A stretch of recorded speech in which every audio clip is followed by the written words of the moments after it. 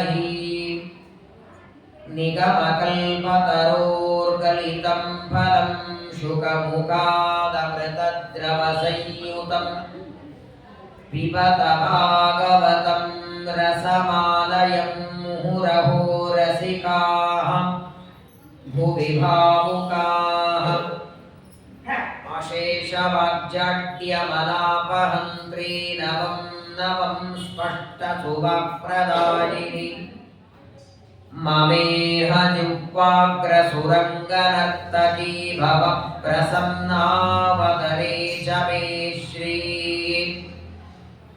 धर्मविज्ञानवैराग्यपरमैश्वर्यशालिनः आनन्दतीर्थ भगवत्पादान् वन्दे निरन्तरम् नमोऽस्तु तात्विका देवाः विष्णुभक्तिपरायणाः धर्ममार्गे प्रेरयन्तु भवन्तः सर्वदेव हि यं प्रौरजन्तमनुपेतमपेतकृत्यं द्वैपायनो विरहकातराजुहाव पुत्रेति तन्मयतया तरवोऽपि नेदुः तं सर्वभूतहृदयं मुनिमानतोऽस्मि आपादमौलिपर्यन्तं गुरूणामाकृतिं स्मरेत् तेन विघ्नाः प्रणश्यन्ति सिद्ध्यन्ति च मनोरथाः श्रीगुरुभ्यो नमः कदाचित्रेणुकायाता गङ्गायां पद्ममालिनं गन्धर्वराजं क्रीडन्तम् अप्सरोभिरपश्यत् स्वस्त्यस्तु सताम् अशेषसन्मङ्गलानि भवन्तु श्लोकैकश्रवणपठनमात्रेण कथावक्तुश्च श्रोतॄणाम् निखिलकलिकतकल्मषापनूतनपटुतरे मोक्षाद्यखिलपुरुषार्थसाधनीभूते श्रीमद्भागवते महापुराणे नवमस्कन्धे यत्किञ्चित् पूर्वोक्तप्रमेयानुवादः हरिः ओम् हरिः ओम् हरिः ओम् श्रीगुरुभ्यो नमः। ಪರಮ ಪವಿತ್ರವಾದ ಚಾತುರ್ಮಾಸ್ಯದ ಪುಣ್ಯ ಪರ್ವಕಾಲದಲ್ಲಿ ಶ್ರೀಕೃಷ್ಣ ಪರಮಾತ್ಮನ ಅವತಾರದ ಪವಿತ್ರವಾದ ಮಾಸ ಶ್ರಾವಣ ಮಾಸ. ದೇವರಿಗೆ ನಮ್ಮ ಹಾಗೆ ಪ್ರಾಕೃತ ಜನ್ಮ ಇಲ್ಲ, ನಮ್ಮಂತೆ ರಕ್ತ ಮಾಂಸಗಳ ಶರೀರ ಇಲ್ಲ. ಆದರೂ ಮೇಲಿಂದ ಮೇಲೆ ಭೂಮಿಯಲ್ಲಿ ಅವತಾರ ಮಾಡಿ ಬರ್ತಾನೆ. ಕೇವಲ ಕೃಷ್ಣ ಅಂತ ಎರಡೇ ಎರಡು ಅಕ್ಷರ ಸ್ಮರಣೆ ಮಾಡಿದರೆ ಸಾಕು. ಕೃಷ್ಣ ಅಂತ ನಾಮಸ್ಮರಣೆ ಮಾಡಿದವರ ಪಾಪವನ್ನ ಪರಿಹಾರ ಮಾಡುವುದಕ್ಕಾಗಿ ಇದೇ ಶ್ರಾವಣ ಮಾಸದ ಕೃಷ್ಣ ಪಕ್ಷದ ಅಷ್ಟಮಿ ಅವತಾರ ಮಾಡಿ ಬಂದಿದ್ದಾರೆ. ಅಂತಹ ಒಂದು ಪವಿತ್ರವಾದ ಶ್ರಾವಣ ಮಾಸದ ಪರ್ವಕಾಲದಲ್ಲಿ ಭಗವಂತನ ಅನುಗ್ರಹದಿಂದ ಒಂದು ವರ್ಷದವರೆಗೆ ಸಂವತ್ಸರ ಜ್ಞಾನ ಸತ್ರವನ್ನ ನಾವೆಲ್ಲರೂ ಆಚರಣೆ ಮಾಡ್ತಾ ಇದ್ದೇವೆ. ವಿಶೇಷವಾಗಿ ಭಾಗವತದ 9ನೇ ಸ್ಕಂದದಲ್ಲಿ ಚಂದ್ರವಂಶದ ರಾಜರ ಕಥೆಗಳನ್ನು ಶ್ರವಣ ಮಾಡ್ತಾ ಇದ್ದೇವೆ. ವೇದವ್ಯಾಸ ದೇವರೇ ಭಾಗವತ ಬರೆದದ್ದು, ವೇದವ್ಯಾಸ ದೇವರೇ ಮಹಾಭಾರತ ಬರೆದದ್ದು. ಆದರೆ ಮಹಾಭಾರತದ ಹರಿವಂಶದಲ್ಲಿ ಇದೇ ಸೂರ್ಯ ಚಂದ್ರವಂಶದ ರಾಜರ ಕಥೆ ಬರುತ್ತೆ. ತುಂಬಾ ವಿಸ್ತಾರವಾದದ್ದು. ಅಷ್ಟು ವಿಸ್ತಾರ ಇಲ್ಲಿ ಮಾಡಲಿಲ್ಲ. ಇಲ್ಲಿ ಪರೀಕ್ಷಿತ ರಾಜರಿಗೆ ಮರಣಕಾಲ ಸಮೀಪಕ್ಕೆ ಬಂದಿದೆ. 7ನೇ ದಿನ ತಕ್ಷಕನಿಂದ ಬಂದು ಪರೀಕ್ಷಿತರಿಗೆ ಕಚ್ಚೋಗಿದ್ದಾನೆ.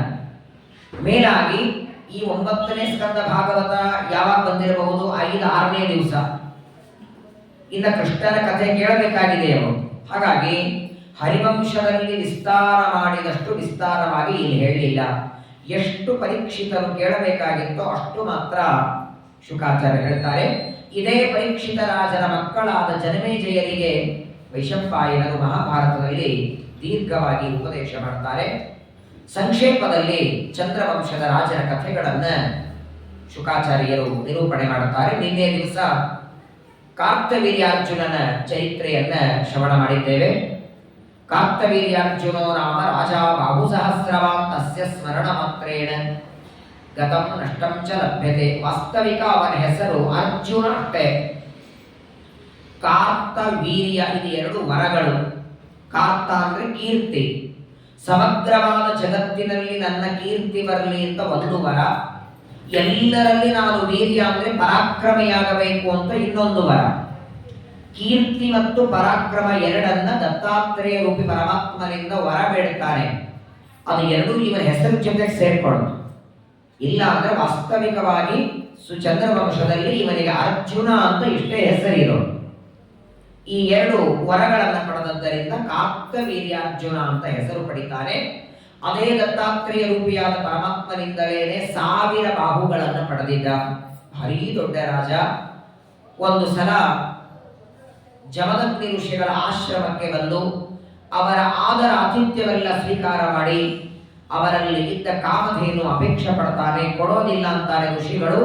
ಅದನ್ನ ಬಲಾತ್ಕಾರದಿಂದ ಜಮದಗ್ನಿಗಳನ್ನ ಕಟ್ಟಿ ಆ ಕಾಮಧೇನು ಆಕಳನ್ನ ತನ್ನ ರಾಜ್ಯಕ್ಕೆ ತಗೊಂಡು ಹೋಗ್ತಾನೆ. ಏನು ಮಾಡ್ಲಿಕ್ಕಾಗದೆ ಅಸಹಾಯಕರಾಗಿ ನಿಂತು ಬಿಡುತ್ತಾರೆ ಜಮದಗ್ನಿಗಳು. ಏನು ಮಾಡ್ಲಿಕ್ಕಾಗಲಿಲ್ಲ. ಕೊನೆಗೆ ಪರಶುರಾಮ ದೇವರು ಮನೆಗೆ ಬಂದು ನೋಡುತ್ತಾರೆ. ತಂದೆಯ ಪರಿಸ್ಥಿತಿ ನೋಡಿ ತನ್ನ ತಂದೆಯನ್ನ ಕಂಬಕ್ಕೆ ಕಟ್ಟಿ ಹೊಡೆದು ಬಡದು ಆಕಳನ್ನು ಒಯ್ದಿದ್ದಾನೆ ಅಂತ ಗೊತ್ತಾಗಿ ತಮ್ಮ ಕೈಯಲ್ಲಿ ಆಯುಧವನ್ನ ಕೊಡ್ಲಿಯನ್ನು ತಗೊಂಡು 1000 ಬಾಹುಗಳನ್ನು ಕತ್ತರಿಸಿದ್ದಾರೆ. ಭಾರೀ ದೊಡ್ಡ ರಾಜ ಕಾರ್ತವೀರ್ಯಾರ್ಜುನ. ಅವನ ಸಂಹಾರ ಮಾಡಿ ಮನೆಗೆ ಬಂದು ತಂದೆಗೆ ಜಮದಗ್ನಿಗಳಿಗೆ ಹೇಳ್ತಾರೆ ಪರಶುರಾಮ ದೇವರು, ನಿನ್ನನ್ನ ಕಟ್ಟಿ ಕಂಬಕ್ಕೆ ಕಟ್ಟಿ ಹೊಡೆದ ರಾಜನನ್ನ ನಾನು ಸಂಹಾರ ಮಾಡಿದೆ ಅಂದ ಕ್ಷಣ ಜಮದಗ್ನಿಗಳು ಬೈದು ಬಿಡುತ್ತಾರೆ. ದೇವರಿಗೆ ಪುಣ್ಯ ಪಾಪಗಳಿಲ್ಲ. ಒಂದು ಕೆಲಸ ಮಾಡಿದ ಮೇಲೆ ನಾನು ಮಾಡಬಾರದಿತ್ತು ಅಂತ ನಾವೆಲ್ಲ ಪಶ್ಚಾತ್ತಾಪ ಪಡ್ತೇವೆ. ಹಾಗೆ ದೇವರಲ್ಲ. ಮೊದಲೇನು ಮಾಡಿಬಿಡೋದು, ಇದು ಮಾಡಬಾರದಿತ್ತು, ಹಾಗೆಲ್ಲ ದೇವರದಲ್ಲ. ಅವನು ತುಂಬಾ ಆಲೋಚನೆ. ಒಂದು ಕೆಲಸ ದೇವರು ಮಾಡಬೇಕಾದರೆ ಯಾವುದೇ ಆಲೋಚನೆ ಯುಗ ಯುಗಗಳ ಹಿಂದೆ ಮಾಡಿರ್ತಾರೆ. ಈಗ ಮನೆಗೆ ಹೋಗುವಾಗ ಏನು ಅಡಿಗೆ ಮಾಡೋದು ಅಂತ ಅರ್ಧ ಗಂಟೆ ಮೊದಲು ನಾವು ಆಲೋಚನೆ ಮಾಡ್ತೇವೆ. ದೇವರ ಆಲೋಚನೆ ಹಾಗಲ್ಲ. ಯಾವ ಗಿಡದಲ್ಲಿ ಯಾವ ಹಣ್ಣು ಬರಬೇಕು, ಆ ಗಿಡ ಎಷ್ಟೊತ್ತಿರಬೇಕು, ಎಲೆ ಎಷ್ಟೊತ್ತು ಹಸಿರಿರಬೇಕು, ಯಾವ ಕೆಳಗೆ ಬಿಡಬೇಕು, ಅನಂತ ಜೀವನ ಬಗ್ಗೆ ಯೋಗಕ್ಷೇಮ ನೋಡಿಕೊಳ್ಳುವ ಪರಮಾತ್ಮ ತನ್ನ ಎಲ್ಲ ವ್ಯಾಪಾರವನ್ನು ಯುಗ ಯುಗಗಳ ಹಿಂದೆ ಕೃಷ್ಣಾವತಾರದಲ್ಲಿ 16,108 ಜನರ ವಿವಾಹ ಮಾಡಿಕೊಳ್ಳೋದು 100,1000 ಯುಗಗಳ ಹಿಂದೆ ಡಿಸೈಡ್ ಆಗಿದೆ. ಅದಕ್ಕೆ ಅವನಿಗೆ ಸತ್ಯ ಸಂಕಲ್ಪ ಅಂತ ಕರೀತಾರೆ. ಆದರೂ ತಂದೆ ತಾಯಿಗಳ ಸೇವೆ ಮಕ್ಕಳು ಮಾಡಬೇಕು ಅಂತ ಜಗತ್ತಿಗೆ ತೋರಿಸೋದಕ್ಕೆ ಇಲ್ಲಿ ತಂದೆಯಾದ ಜಮದಗ್ನಿಗಳು ಬೈತಾರೆ ಪರಶುರಾಮನಿಗೆ. ಏನಿದ್ರು ಒಬ್ಬ ಚಕ್ರವರ್ತಿ ರಾಜನನ್ನ ಕೊಂದು ಬಂದಿದ್ದೀನಿ, ಅವರನ್ನ ಹೆದರಿಸಿ ಆಕಳನ್ನ ತರೋದು ಬಿಟ್ಟು ಯಾಕೆ ಸಂಹಾರ ಮಾಡಿದಿ? ಒಬ್ಬ ರಾಜನಲ್ಲಿ ಪರಮಾತ್ಮನ ಸನ್ನಿಧಾನ ಇರತ್ತೆ. ಅಂತಹ ರಾಜನನ್ನ ಕೊಂದದ್ದಕ್ಕೆ ತೀರ್ಥಯಾತ್ರೆ ಮಾಡಿಕೊಂಡು ಬಾ, ನಿನಗೆ ಪಾಪ ಬಂದಿದೆ ಅಂತಾರೆ.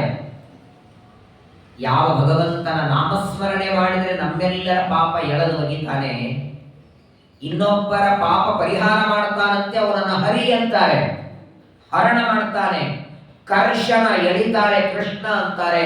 ಅಂತಹ ಪರಶುರಾಮನಿಗೆ ಪಾಪ ಉಂಟೆ. ಆಯಿತು ಒಂದು ತಂದೆ ಜೊತೆಗೆ ವಾದ ಹಾಕಲಿಲ್ಲ. ಜಮದಗ್ನಿಗಳು ಆಜ್ಞೆ ಮಾಡಿದಂತೆ ಪರಶುರಾಮ ದೇವರು 1 ವರ್ಷದವರೆಗೆ ಸಮಗ್ರವಾದ ಭರತಖಂಡದ ಯಾತ್ರೆ ಮಾಡಿಕೊಂಡು ಬರ್ತಾರೆ. ಹಾಗಾದರೆ ತೀರ್ಥಯಾತ್ರೆ ಮಾಡೋದು ಇದು ಒಂದು ಉದ್ದೇಶ.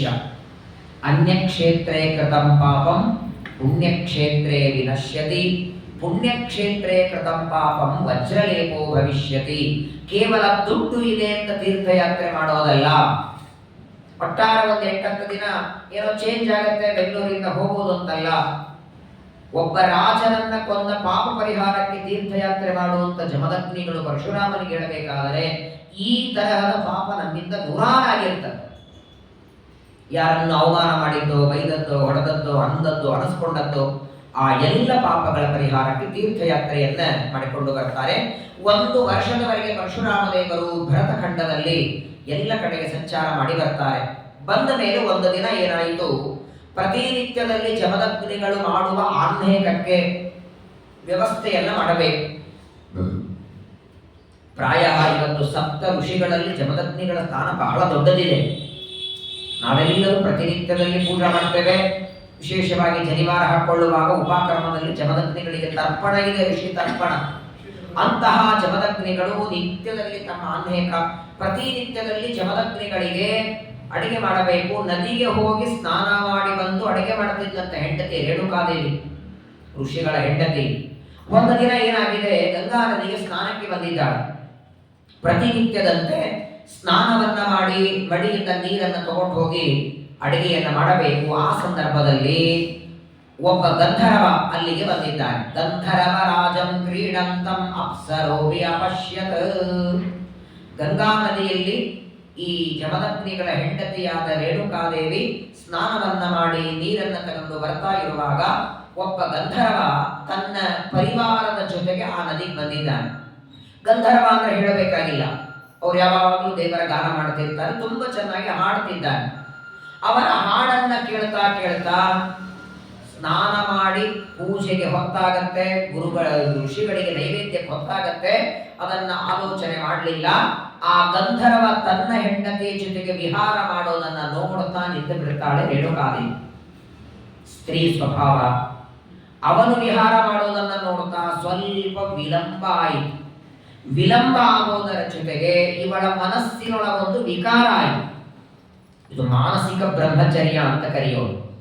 ಮನಸ್ಸಿನಲ್ಲಿಯೂ ಇನ್ನೊಬ್ಬರ ವಿಚಾರ ಬಂದಿರಬಾರದು. ಇವಳಿಗೆ ಮಾಡಬೇಕು ಅಂತಲ್ಲ, ಹೋಮವೇಲಾಂ ಅಸಸ್ಮಾರ. ಇವತ್ತು ಈ ತಪ್ಪುಗಳು ಎಷ್ಟು ನಡೀತವೆ ನೋಡಿ. ಹಿಂದೇಗಿತ್ತು, ಜಮದಗ್ನಿ ಋಷಿಗಳು ಪ್ರತಿನಿತ್ಯದಲ್ಲಿ ಹೋಮ ಮಾಡಬೇಕು. ಅವರು ಹೋಮ ಮಾಡುವ ಸಕಾಲಕ್ಕೆ ಅಡಿಗೆ ಸಿದ್ಧ ಆಗಿರಬೇಕು. ಆದರೆ ಅವತ್ತು ಜಮದಗ್ನಿಗಳ ಪ್ರಾತಃ ಕಾಲದ ಆನ್ನೇಕಾಗಿದೆ, ದೇವರ ಪೂಜೆ ಆಗಿದೆ, ಹೋಮ ಮಾಡುತ್ತಿದ್ದಾರೆ. ಇವಳು ನದಿದಂಡೆಯಲ್ಲಿ ಆ ಗಂಧರ್ವ ವಿಹಾರ ಮಾಡೋದನ್ನ ನೋಡ್ತಾ ನಿಂತಿದ್ದಾಳೆ. ಹೋಮಕ್ಕೆ ಸರಿಯಾಗಿ ಬರಲಿಲ್ಲ. ಸರಿಯಾದ ಹೊತ್ತಿಗೆ ನೀರು ತಗೊಂಡು ಬರದೇ ಇದ್ದದ್ದಕ್ಕೆ ಕೋಪ ಬಂತು. ತನ್ನ 3-4 ಜನ ಮಕ್ಕಳನ್ನ ಕರೀತಾರೆ ಜಮದಗ್ನಿಗಳು. ನಿಮ್ಮ ತಾಯಿ ದೊಡ್ಡ ತಪ್ಪು ಮಾಡಿದ್ದಾಳೆ. ಸ್ನಾನ ಮಾಡಿ ಮಡಿಯಿಂದ ಬರುವಾಗ ಒಬ್ಬ ಗಂಧರ್ವ ವಿಹಾರ ಮಾಡೋದನ್ನ ನೋಡಿ ಮಾನಸಿಕವಾಗಿ ಬೈಲಿಯಾಗಿದ್ದಾಳೆ. ಶರೀರದಿಂದ ಮಡಿ ಇರಬಹುದು, ಶರೀರದಿಂದ ಗಂಗೆಯಲ್ಲಿ ಸ್ನಾನ ಮಾಡಿ ಮಡಿಯಾದರೂ ಮಾನಸಿಕವಾಗಿ ಬೈಲಿಯಾಗಿದ್ದಾಳೆ. ಹೋಮದ ಸಮಯ ಮೀರಿ ನೀರು ತಂದಿದ್ದಾಳೆ. ಇಂತಹ ನೀರು ಅಮಂಗಲ. ಇವಳು ಮಾನಸಿಕವಾಗಿ ತಪ್ಪು ಮಾಡಿದ್ದಕ್ಕೆ ಇಲ್ಲಿ ಕೊಂಡ್ಲೆ ಇದೆ, ತಗೊಂಡು ಇವಳ ರುಂಡ ಕತ್ತರಿಸಿ ಅಂತ ಸ್ವಂತ ಮಗನಿಗೆ ಹೇಳ್ತಾರೆ ಜಮದಗ್ನಿಗಳು. ಯಾವ ತಾಯಿಯ ರುಂಡವನ್ನ ಮಗ ಕತ್ತರಿಸ್ತಾನೆ? ಮೊದಲನೇ ಮಗನಿಗೆ ಹೇಳಿದ್ರೆ ನಾನು ಮಾಡೋದಿಲ್ಲ ಅಂದವನು. ಏನಿದ್ರೇನು ಮಾನಸಿಕ ವ್ಯಭಿಚಾರ ಇದು.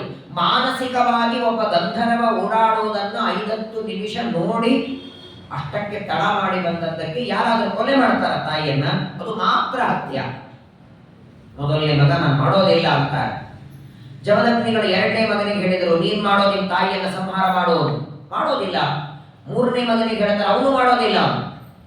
ಕೊನೆ ಮಗನಾದ ಪರಶುರಾಮನಿಗಂತಾರೆ, ವ್ಯಭಿಚಾರವನ್ನು ಜ್ಞಾತ್ವ, ನೋಡು ನಿನ್ನ ತಾಯಿ ತಪ್ಪು ಮಾಡಿದ್ದಾಳೆ, ಅವಳ ರುಂಡವನ್ನ ಕತ್ತರಿಸು. ಅಂದಾಕ್ಷಣ ಕೊಡ್ಲಿಯನ್ನು ತಗೊಂಡು ತಾಯಿ ರುಂಡ ಹಾರಿಸಿಬಿಟ್ರು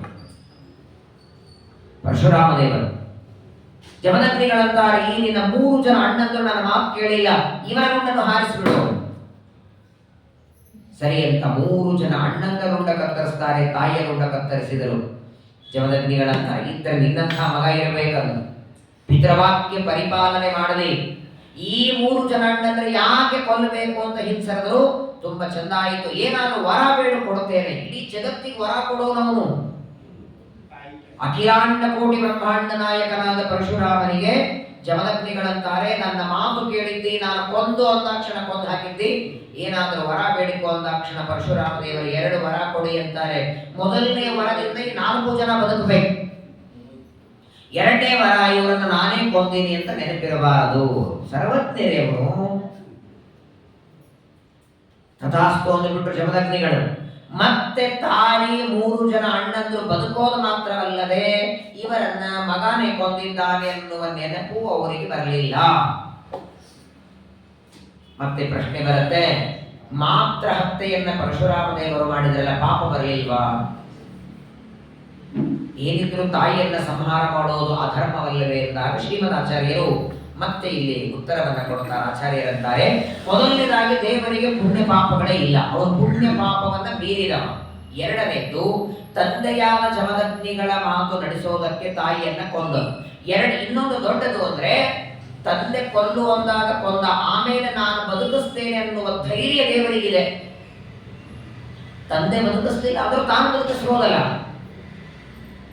ಕ್ಷಣ ಮಾತ್ರದಲ್ಲಿ ಅನಂತ ಕೋಟಿ ಬ್ರಹ್ಮಾಂಡನೇ ಸೃಷ್ಟಿ ಮಾಡೋರಿಗೆ ಒಬ್ಬ ತಾಯಿಯನ್ನ ಅಣ್ಣಂದ್ರನ್ನ ಬದುಕಿಸ್ಲಿಕ್ಕಾಗಲ್ವಾ? ಹಾಗಾಗಿ ತಂದೆಯ ಮಾತು ಕೇಳಿದ್ದಕ್ಕೆ ವರಂ ಔರೇ ಅನಂತ ಶಕ್ತಿರಪಿ ಸ್ವಯಂ. ಶಿವನಾಥ ನಿರ್ಣಯ ಕೊಡ್ತಾರೆ, ಇಲ್ಲ ಅಂದಿದ್ರೆ ಪರಶುರಾಮ ದೇವರಿಗೂ ಪಾಪ ಬಂತು ಅಂತ ತಿಳ್ಕೋಬೇಡಿ. ತಿಳ್ಕೊಂಡ್ರೆ ಊಟ ನಮ್ಗೆ ಪಾಪ ಬರತ್ತೆ. ಪರಶುರಾಮ ದೇವರಿಗೆ ಪುಣ್ಯ ಪಾಪ ಇಲ್ಲ. ಜಮದಗ್ನಿಗಳು ವರವನ್ನ ಗೊತ್ತಿತ್ತವರಿಗೆ, ಕೊಲ್ಲು ಅಂದಾಕ್ಷಣ ಕೊಂದ್ರೆ ಯಾಕೆ ಅಂದ್ರೆ ಅಪ್ಪನ ಆಮೇಲೆ ವರ ಬೇಡು ಅಂತಾನೆ ಅಂತ ಗೊತ್ತು. ಅವ್ರು ವರ ಬೇಡ ಅಂತ ಇನ್ನೇನು ವರ ಬೇಡೋದು ಬೇಡ, ಸತ್ತವ್ರು ಬದುಕಬೇಕು, ಬದುಕಿದವರಿಗೆ ನಾನೇ ಕೊಂದೇನೆ ಅಂತ ನೆನಪಿರಲ್ಲ, ಮುಗಿದೇ ಹೋಯ್ತಲ್ಲ. ಮತ್ತೆ ಮೊದಲಿನಂತೆ ಎಲ್ಲರೂ ಬದುಕ್ತಾರೆ, ಇವರೇ ಕೊಂದದ್ದು ಅಂತ ಅವ್ರಿಗೆ ನೆನಪೂ ಇಲ್ಲ. ಈ ರೀತಿಯಾಗಿ ಪರಶುರಾಮ ದೇವರು ಯಾವಾಗ ತಮ್ಮ ತಾಯಿಯನ್ನ ಸಂಹಾರ ಮಾಡಿ ಮತ್ತೆ ಬದುಕಿಸ್ತಾರೆ.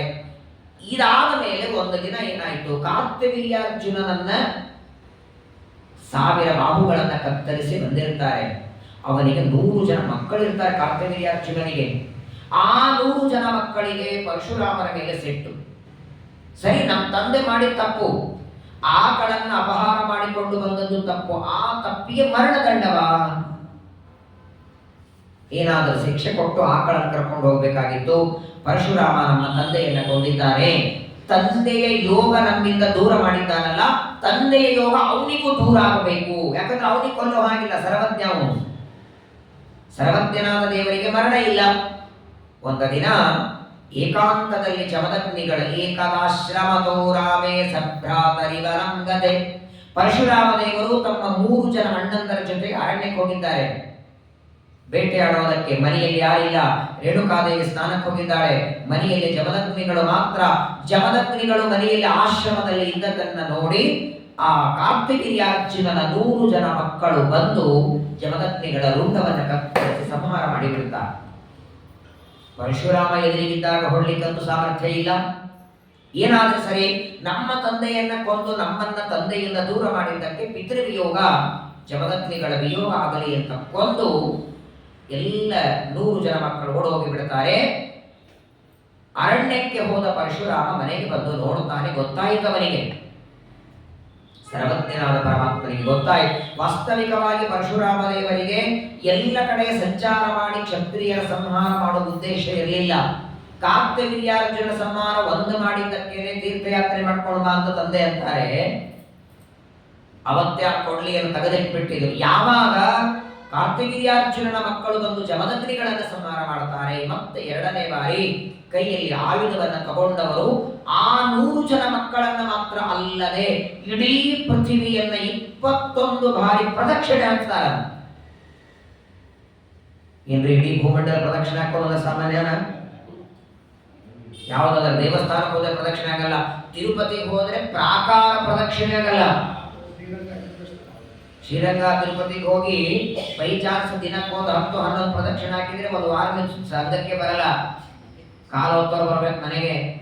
ಏನ್ ಇಡೀ ಪೃಥ್ವಿ ಎಷ್ಟು ವಿಸ್ತಾರ, ಅಂತಹದ್ದು 21 ಬಾರಿ ಭೂಮಂಡಲ ಪ್ರದಕ್ಷಿಣೆ ಹಾಕಿ ಕ್ಷತ್ರಿಯರ ಸಂಹಾರ ಮಾಡ್ತಾರೆ. ಆದ್ರೆ ಒಂದು ಮಾತು ಮರಿಬೇಡಿ, ಸಾತ್ವಿಕರನ್ನಲ್ಲ, ದುಷ್ಟ ಕ್ಷತ್ರಿಯರನ್ನ. ಒಟ್ಟಾರೆ ಪರಶುರಾಮರು ಕ್ಷತ್ರಿಯ ದ್ವೇಷಿಗಳಲ್ಲ. ಇವತ್ತು ಮಹಾರಾಷ್ಟ್ರದಲ್ಲಿ ನೀವು ನೋಡಬೇಕು, ಈ ವೈಶಾಖ ಮಾಸದಲ್ಲಿ ಪರಶುರಾಮ ಜಯಂತಿ ಬರುತ್ತೆ. ಪರಶುರಾಮ ಜಯಂತಿ ಮಹಾರಾಷ್ಟ್ರದಲ್ಲಿ ಎಷ್ಟು ಜೋರಾಗಿ ಮಾಡ್ತಾರೆ, ತಪ್ಪು ತಿಳ್ಕೊಂಡಿದ್ದಾರೆ. ಒಟ್ಟಿಗೆ ಪರಶುರಾಮ ದೇವರು ಕ್ಷತ್ರಿಯ ದ್ವೇಷಿಗಳು. ಸರ್ವತಾ ಯಾರು ಸ್ವಾರ್ಥಕ್ಕಾಗಿ ರಾಜ್ಯ ಆಳ್ತಾರೆ, ಕೇವಲ ಲೋಭದಿಂದ ರಾಜ್ಯ ಆಳ್ತಾರೆ, ಪ್ರಜೆಗಳಿಗೆ ಹಿಂಸೆ ಕೊಡ್ತಾರೆ, ಅಂಥವರನ್ನ ಮಾತ್ರ ಪರಶುರಾಮ ದೇವ ಸಂಹಾರ ಮಾಡ್ತಾರೆ. 21 ಬಾರಿ ಸಮಗ್ರವಾದ ಭೂಮಂಡಲವನ್ನ ಪ್ರದಕ್ಷಿಣೆ ಹಾಕಿ ಎಲ್ಲ ಕ್ಷತ್ರಿಯರ ಕೊಂದು ಅವರ ರಕ್ತದಿಂದ ಮಡುಗಳನ್ನ ಮಾಡಿಟ್ರಂತೆ. 5 ಮಡುಗಳು ಕುರುಕ್ಷೇತ್ರದಲ್ಲಿ ಇವತ್ತಿಗೂ ಇದೆ. ಅದನ್ನ ಕುರುಕ್ಷೇತ್ರಕ್ಕೆ ಹೋದಾಗ ನಿಮಗೆ ತೋರಿಸ್ತಾರೆ. ಸಮಂತ ಪಂಚಕ ಅಂತ ಕರೀತಾರೆ. ದುಷ್ಟ ಕ್ಷತ್ರಿಯರ ರಕ್ತದಿಂದ ಪರಶುರಾಮ ದೇವರು ಮಡುಗಳನ್ನ ಮಾಡಿ ಇಡೀ ಭೂಮಂಡಲದಲ್ಲಿ ರಕ್ತದ ಹೊಳೆ ಹರಿಸ್ಬಿಡ್ತಾರೆ. ಅವತ್ತು ಕೈಯಲ್ಲಿ ತಗೊಂಡವರು ಕೊಡ್ಲಿಯನ್ನ ಕೊನೆಗೆ ಸಂಪೂರ್ಣವಾಗಿ ಕ್ಷತ್ರಿಯರನ್ನೆಲ್ಲ ಕೊಂದು ಮನೆಗೆ ಬರ್ತಾರೆ. ಅಲ್ಲಿಯವರೆಗೂ ತಂದೆಯ ರುಂಡ ಹಾಗೆ ಬಿದ್ದಿದೆ. ಜಮದಗ್ನಿ ಋಷಿಗಳನ್ನ ಆ ಕಾರ್ತಿವೀರ್ಯಾರ್ಜುನ ಮಕ್ಕಳು ಕೊಂದು ಹೋಗಿದ್ದಾರಲ್ಲ, ಅವರನ್ನೇನಾದ್ರು ಮಾಡಬೇಕಾಗಿ ಅಣ್ಣಂದ್ರಿಗೆ ಹೇಳೇ ಹೋಗಿದ್ರು ಪರಶುರಾಮ. 21 ಬಾರಿ ಭೂಮಂಡಲ ಪ್ರದಕ್ಷಿಣೆ ಹಾಕಿ ಕ್ಷತ್ರಿಯರ ಸಂಹಾರ ಮಾಡಿ ಬರೋವರೆಗೆ ಈ ದೇಹವನ್ನ ರಕ್ಷಣೆ ಮಾಡಿ ಸಂಸ್ಕಾರ ಮಾಡಿ ಅಲ್ಲ. ನಿಮಗನ್ಸುತ್ತೆ ಒಬ್ಬ ವ್ಯಕ್ತಿ ಪ್ರಾಣ ಬಿಟ್ಟ ಮೇಲೆ 3 ತಾಸಿಗೆ ಹೆಣ ಆಗಿ ವಾಸನೆ ಬಂದು ದುರ್ವಾಸನೆಯಾಗಿ ಕೈಕಾಲ ಶಟದು ಬಿಡುತ್ತದೆ. ಮತ್ತೆ ಇವರು 21 ದಿನ ಹೋಗಿ ಬರೋವರ ಗತಿಗೆ ಆಗಿರ್ಲಿಲ್ವಾ? ಹೆಂಗಾಗತ್ತೆ ರೀ? ಈಡು ಅಂದವರು ಯಾರು? ಅವನ ಸಂಕಲ್ಪನೆ ಸಾಕು. ಪರಶುರಾಮ ದೇವರು ಈ ಶರೀರ 21 ದಿನ ಚೆನ್ನಾಗಿರ್ಲಿ ಅಂತ ಸಂಕಲ್ಪ ಮಾಡಿಬಿಟ್ಟ. ಸಣ್ಣ ಹುಳನೂ ಆಗಲಿಲ್ಲ ಅದಕ್ಕೆ. 21 ಬಾರಿ ಸಮಗ್ರ ಭೂಮಂಡಲ ಪ್ರದಕ್ಷಿಣೆ ಹಾಕಿ ಬಂದು ದುಷ್ಟ ಕ್ಷತ್ರಿಯರ ಕೊಂದು ಸ್ನಾನ ಮಾಡಿ ಬಂದು ತಂದೆಯ ರುಂಡ ಮುಂಡ ಎರಡು ಬೇರೆ ಆಗಿತ್ತಲ್ಲ, ಆ ರುಂಡವನ್ನ ಮತ್ತೆ ದೇಹಕ್ಕೆ ಜೋಡಿಸಿ ಹೋಮ ಮಾಡ್ತಾರೆ ಮಂತ್ರದಿಂದ. ಅದೊಂದು ವಿಧಾನ ಇದೆ, ಪ್ರತ್ಯೇಕವಾದ ವಿಧಾನ. ಅದನ್ನ ಋತ್ವಿಜರನ್ನ ಕರೆಸಿ ಒಂದು ಯಜ್ಞವನ್ನ ಮಾಡ್ತಾರೆ. ಆ ಯಜ್ಞದ ಪೂರ್ಣಾಹುತಿ ಆಗೋ ಹೊತ್ತಿಗೆ ಮತ್ತೆ ಜಮದಗ್ನಿಗಳ ರುಂಡ ಮೊದಲಿನಂತೆ ಕೂಡಿಸಿ ಎದ್ದು ಬಿಟ್ರವರು. ಖಾದ್ದು ಮಾಡೋದಕ್ಕೆ ಸಮರ್ಥರಿ ದೇವರು. ಪುಟ್ಟ ಬಾಯಿಯೊಳಗೆ ತಾಯಿಗೆ ಬ್ರಹ್ಮಾಂಡ ತೋರಿಸಿದವ ಇವನು. ಒಬ್ಬ ಜಮದಗ್ನಿಗಳನ್ನ ಸೃಷ್ಟಿ ಮಾಡೋದೇನ ಸಾಧ್ಯ ಇವನಿಗೆ? ಯಾಕಂತ ಕೇಳಿ, ಜಮದಗ್ನಿ ಋಷಿಗಳನ್ನ ಕಾರ್ತಿವೀರ್ಯಾರ್ಜುನ ಮಕ್ಕಳ ಕೊಂದ್ರೆ ಸಂಸ್ಕಾರ ಮಾಡಿಬಿಟ್ರೆ ಇವತ್ತು ನಾಳೆ ನೀವೆಲ್ಲ 9ನೇ ತಾರೀಕಿನ ಉಪಕ್ರಮದಲ್ಲಿ ಪೂಜೆ ಮಾಡಬೇಕಲ್ಲ ಅವರನ್ನ. ಇವತ್ತಿಗೂ ಜಮದಗ್ನಿಗಳ ಬದುಕಿದ್ದಾರೆ. ಕಶ್ಯಪ, ಅತ್ರಿ, ಭರದ್ವಾಜ, ಜಮದಗ್ನಿ, ವಸಿಷ್ಠ, ಅರುಂಧತಿ ಋಷಿಗಳ ಪೂಜೆ, ಋಷಿ ಪೂಜನ ಅಂತ ಏನ್ ಮಾಡ್ತೀವಿ, ಅಥವಾ ಋಷಿಗಳಿಗೆ ತರ್ಪಣ ಕೊಡ್ತೀವಿ. ಜಮದಗ್ನಿಗಳು ಇವತ್ತಿಗೂ ಸಪ್ತ ಋಷಿಗಳಲ್ಲಿ ಒಬ್ಬರು ಮಗ ಮತ್ತೆ ಅವರನ್ನ ಬದುಕಿಸ್ತಾರೆ. ನಂತರದಲ್ಲಿ ಪರಶುರಾಮ ದೇವರು ಆ ಕೊಡ್ಲಿಯನ್ನ ಅಲ್ಲೇ ಎಸೆದು ಮುಂದೆ ದುಷ್ಟ ಕ್ಷತ್ರಿಯರನ್ನೆಲ್ಲ ಸಂಹಾರ ಮಾಡಿ ಪಿತುಕ್ಕಾಯೇನ ಸಂಧಾಯ, ತಂದೆಯ ಮಾತಿನಂತೆ ಪರಶುರಾಮ ದೇವರು ನೋಡಿ. ವಿಚಿತ್ರ, ದೇವರ ಅವತಾರವೇ ವಿಚಿತ್ರ. ಪರಶುರಾಮ ದೇವರ ಅವತಾರ ಮಾಡಿ ದುಷ್ಟ ಕ್ಷತ್ರಿಯರ ಸಂಹಾರ ಆಯಿತು. ಸತ್ತೋದ ತಂದೆಯನ್ನು ಬದುಕಿಸಿದರು. ಮುಂದೆ ಕೆಲಸ? ಆ ಹೊತ್ತಿಗೆನೆ ಭೀಷ್ಮಾಚಾರ್ಯರು ಬರ್ತಾರೆ. ಸ್ವಾಮಿ, ನನಗೆ ಪಾಠ ಹೇಳಿ, ನಿಮ್ಮ ಹತ್ರ ಅಭ್ಯಾಸ ಮಾಡಬೇಕಾಗಿದೆ. ಭೀಷ್ಮಾಚಾರ್ಯರು 525 ವರ್ಷ ಓದಿದ್ದು, ಒಟ್ಟಾರೆ ಟೋಟಲ್ ಓದಿದ್ದವರು. ಇವತ್ತೇನು ಮಹಾಭಾರತದ ಶಾಂತಿ ಪರ್ವ, ಅನುಶಾಸನ ಪರ್ವ, ಸೂರ್ಯ ಚಂದ್ರ ಇದ್ದಾಗೆ ಆ 2 ಪರ್ವಗಳ ಉಪದೇಶ ಮಾಡಿದ ಭೀಷ್ಮರು 525 ವರ್ಷ ಅಧ್ಯಯನ ಮಾಡ್ತಾರೆ. ಅದರಲ್ಲಿ 300 ವರ್ಷ ಪರಶುರಾಮ ದೇವರ ಹತ್ರ ಓದಿದ್ದು. ಯಾಕೆ ಭೀಷ್ಮಾಚಾರ್ಯರಿಗೆ ಮರಣ ಕಾಲದಲ್ಲಿಯೂ ಆ ಜ್ಞಾನ ನೆನಪಿತ್ತು ಅಂದ್ರೆ ಹೇಳಿದ ಗುರುಗಳು ಯಾರು? 525 ವರ್ಷದಲ್ಲಿ 300 ವರ್ಷಗಳವರೆಗೆ ಪರಶುರಾಮ ದೇವರಿಂದ ಭೀಷ್ಮಾಚಾರ್ಯ ಅಧ್ಯಯನ ಮಾಡ್ತಾರೆ. ಎಲ್ಲ ಓದಿದ್ರಲ್ಲಿ ಋಗ್ವೇದ, ಯಜುರ್ವೇದ, ಸಾಮವೇದ, ಅಥರ್ವಣ ವೇದ, ಶಿಕ್ಷಾ, ವ್ಯಾಕರಣ, ನಿರುಕ್ತ, ಛಂದಸ್ಸು, ಜ್ಯೋತಿಷ್ಯ. ಹಾಗಾಗಿ ಆಗಿನ ಕಾಲದಲ್ಲಿ ಭೀಷ್ಮಾಚಾರ್ಯರು ಅಂದ್ರೆ ಓಡಾಡೋ ಲೈಬ್ರರಿ ಆಗಿದ್ರು ಅವರು.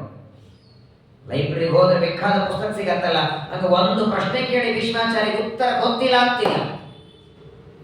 ಅಂತಹ ಪರಶುರಾಮ ದೇವರಿಂದ ಸಮಗ್ರವಾದ ವಿದ್ಯೆಯನ್ನ ಅಧ್ಯಯನ ಮಾಡಿ ಮುಂದೆ ಪರಶುರಾಮ ದೇವರು ತಾವು ತಮ್ಮ ಸಾಧನೆಯನ್ನ ಅರ್ಥಾತ್ ಆ ಪರಶುರಾಮ ರೂಪವನ್ನು ಬಿಡುತ್ತಾರೆ. ದೇವರು ಯಾವ ಕಾರ್ಯಕ್ಕೆ ಭೂಮಿಗೆ ಬರ್ತಾನೆ, ಆ ಕಾರ್ಯ ಮುಗಿದಾದ ಮೇಲೆ ಮತ್ತೆ ತನ್ನ ಮೂಲ ರೂಪಕ್ಕೆ ಹೋಗಿ ಪರಮಾತ್ಮ ಪ್ರವೇಶ ಮಾಡ್ತಾನೆ.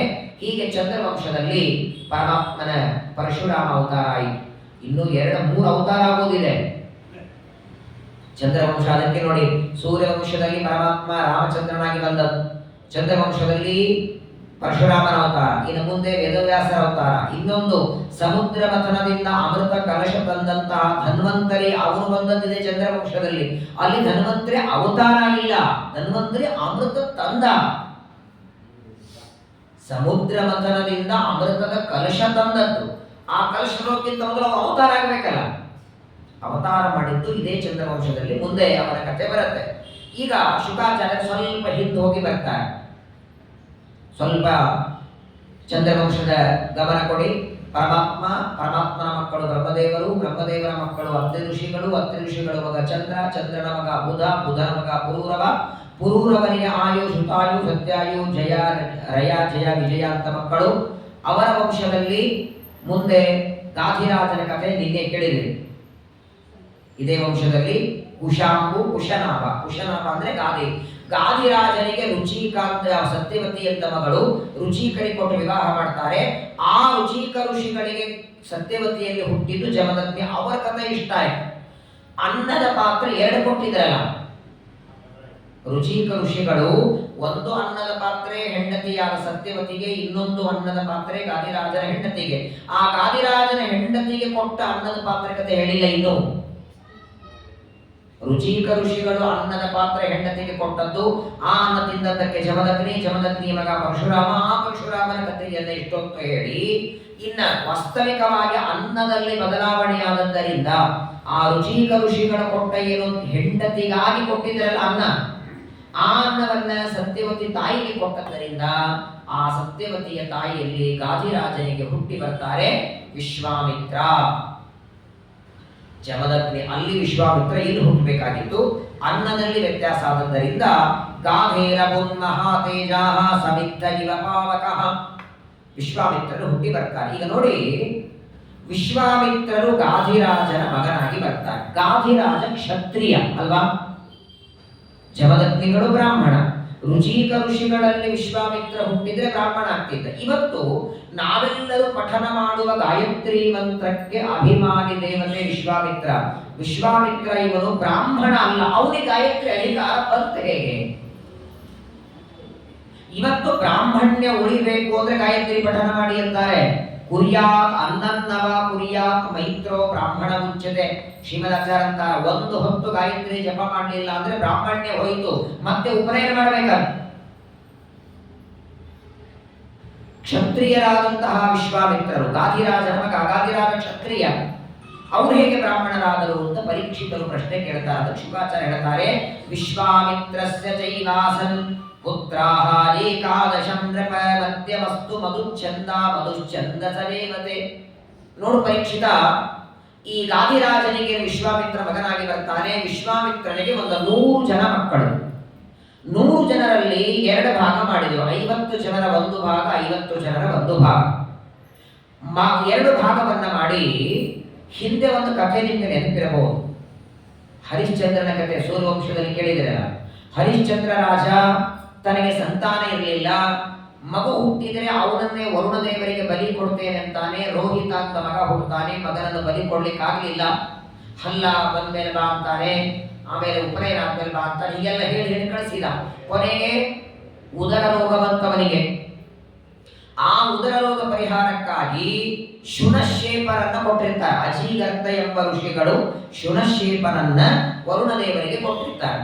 ಆ ವರುಣ ದೇವರಿಗೆ ಶುನಶೇಪ ಕೊಡ್ತಾರೋ ಆ ಶುನಶೇಪ ಈ ವಿಶ್ವಾಮಿತ್ರರಿಗೆ ಬೇಡ್ಕೊತಾನೆ, ಸ್ವಾಮಿ ನಂದೇನ್ ತಪ್ಪಿಲ್ಲ, ವಾಸ್ತವಿಕವಾಗಿ ವರುಣ ದೇವರಿಗೆ ಬಲಿಯಾಗಿ ಹೋಗಬೇಕಾದದ್ದು ರೋಹಿತ, ಯಾರ ಮಗ? ಹರಿಶ್ಚಂದ್ರನ ಮಗ.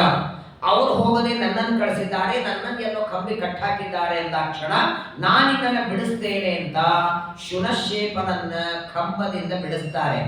ಯಾವ ಕಂಬ? ಅವನನ್ನೇನು ಯಜ್ಞ ಪಶುವಾಗಿ ಕಂಬಕ್ಕೆ ಕಟ್ಟಿದ್ರಲ್ಲ, ಆ ಪಶು ಅದರಿಂದ ಬಿಡಿಸ್ತಾರೆ. ಬಿಡಿಸಿದಾಗ ಶುನಶೇಪ ವಿಶ್ವಾಮಿತ್ರರಿಗಂತಾನೆ, ಇವತ್ತಿನಿಂದ ನೀವೇ ನನಗೆ ತಂದೆ.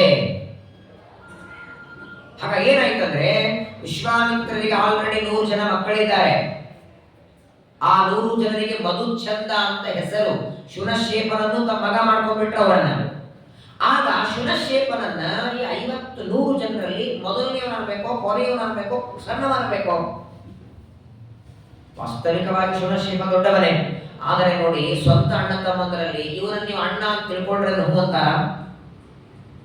ಶುನಶೇಪನನ್ನ ಮನೆ ಕರ್ಕೊಂಡು ಬಂದು ವಿಶ್ವಾಮಿತ್ರರು ತಮ್ಮ 100 ಜನ ಮಕ್ಕಳಲ್ಲಿ 50 ಜನರಿಗೆ ಹೇಳ್ತಾರೆ, ನೋಡಿ ಈ ಶುನಶೇಪ ಇವನು ಹರಿಶ್ಚಂದ್ರ ಮಾಡಿದ ಯಾಗದಲ್ಲಿ ವರುಣದೇವರಿಗೆ ಬಲಿಯಾಗಿ ಹೋಗಿದ್ದ, ಅವನನ್ನ ಯಜ್ಞದಿಂದ ಬಿಡಿಸಿಕೊಂಡು ಬಂದಿದ್ದೇನೆ. ಇವನು ನನಗೆ ಮಗ ಇದ್ದ ಹಾಗೆ, ಇವತ್ತಿನಿಂದ ಇವನು ನಿಮಗೆ ಹಿರಿಯ ಅಣ್ಣ. ಇವನನ್ನೇ ನೀವು ಹಿರಿಯಣ್ಣಾಗಿ ಮಾಡ್ಕೊಳ್ಬೇಕು ಅಂತ ಅಂದಾಕ್ಷಣ 100 ಜನರಲ್ಲಿ 2 ಭಾಗ ಮಾಡಿದ್ರಲ್ಲ, ಮೊದಲನೇ 50 ಜನ ಒಪ್ಕೊಳ್ಳೇ ಇಲ್ಲ. ಅವರೇ ಒಪ್ಕೋತಾರೆ? ಶುನಶೇಪ ಎಲ್ಲೋ ಹುಟ್ಟಿದ್ದು, ಯಾರೋ ಮಗ, ಅವರನ್ನ ತಂದು ನಮಗೆ ಅಣ್ಣ ಅಂತ ಮಾಡಿ ಅವನ ಆಜ್ಞೆಯನ್ನು ನಾವು ಪಾಲನೆ ಮಾಡೋಣ ಅಂದ್ರೆ ಸುಮ್ಮನೆ ಯಾರನ್ನ ಕರ್ಕೊಂಬಂದು ನೋಡಿ ಇವ್ರು ನಿಮ್ಗೆ ಅಣ್ಣ ಆಗ್ಬೇಕು, ನಾಳೆ ಇವ್ರು ಹೇಳ್ದಂಗೆ ಕೇಳಿ ಅಂದ್ರೆ ಹೋಗ್ತೀರಾ? ಖರೆ ಇದ್ದ ಅಣ್ಣನ ಕೇಳೋದೇ ಕಷ್ಟ. ನಿಜವಾಗಿ ಬೆಲೆ ಹುಟ್ಟಿದ ಅಣ್ಣನ ಮಾತು ಕೇಳೋದೇ ಕಷ್ಟ.